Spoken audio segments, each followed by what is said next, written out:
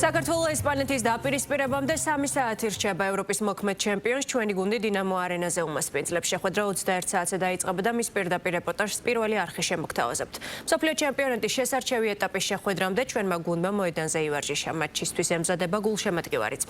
რა შემადგენლობით გავლენ გუნდები დინამო არენაზე და როგორია განწყობა? ლევან ღუდუშაური ჩაგვერთვება ახლა პირდაპირ ეთერში. ლევან, გისმენთ.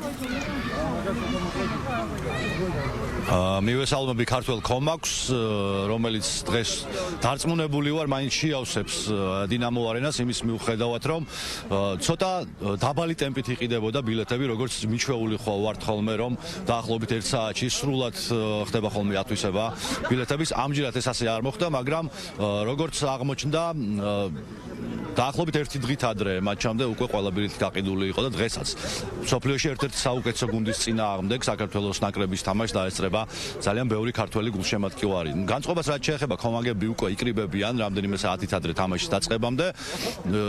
მათ რა თქმა უნდა შესანიშნავად მოეხსენებათ, რომ უპირისპირდებით ერთ-ერთ საუკეთესო გუნდს მსოფლიოში, ევროპის მოქმედ ჩემპიონს, რომელთანაც რა თქმა უნდა საქართველოს ნაკრებს უარყოფითი ბალანსი აქვს. მათ შორის ბოლო თამაშიც ესპანეთში გამართული დავთქმეთ 2-0, თუმცა ჩვენს აქტივში არის ერთი მოგებაც 2018 წელს ემახსოვრება ქართველ გულშემატკივარს. მართალია ის თამაში ამხანაგური იყო, მაგრამ მადრიდში მოახერხეთ და მინიმალური ანგარიშით 1-0 თორნიკე ოქრიაშვილის გოლით მოუვიგეთ ის თამაში. რაც შეეხება შემადგენლობას, ვიცით რომ სერიოზული პრობლემები აქვს საქართველოს ნაკრებს საკადრო. არ იქნება გიორგი მიქაუტაძე, არ არის გიორგი ჩაკვეტაძე, რაც რა თქმა უნდა ძალიან დიდი დანაკლისია საქართველოს ნაკრებისთვის, თუმცა დანაკლისი აქვს ესპანელებსაც. ერთ-ერთი საუკეთესო ფეხბურთელი ალბათ ამჟამად მსოფლიოში, ლამინ იამალი ვერ მიიღებს დღევანდელ შეხვედრაში მონაწილეობას. ჩვენ შეგვიძლია გავეცნოთ უკვე კომაგების განწყობასაც, რომლებიც ასევე მაინც ოპტიმისტურად არიან განწყობილი და ბრძოლას ელიან ქართველი მოთამაშეებისგან.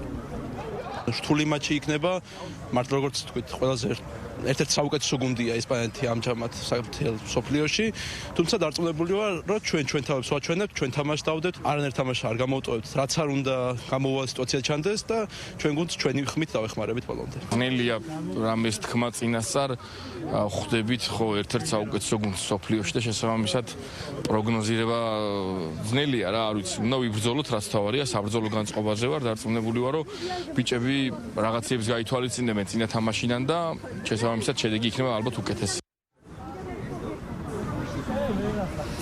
როგორც გულშემატკივარს მოეხსენება, ეს ბოლო საშინაო შეხვედრა 2025 წელს, როდესაც საქართველოს საფეხბურთო ნაკრები ჩაატარებს საქართველოში, ასე რომ გულშემატკივარი რა თქმა უნდა მონდომებულია იმისთვის, რომ ერთ-ერთი საუკეთესო გუნდის წინააღმდეგ მსოფლიოში უქომაგოს საქართველოს ნაკრებს. ჩვენს წარმატება უსურვოთ რა თქმა უნდა ქართველ ფეხბურთელებს, აქვე ვისარგებლებ შემთხვევით და ქართველ მორაგბეებს მიულოცავ გამარჯვებას კანადის წინააღმდეგ, მათ დაამარცხეს კანადაც, ამერიკაც რამდენიმე დღის წინ, ასე რომ იმედი გვაქვს, რომ საქართველოს საფეხბურთო ნაკრებიც გაახარებს ქართულ გულშემატკივარს.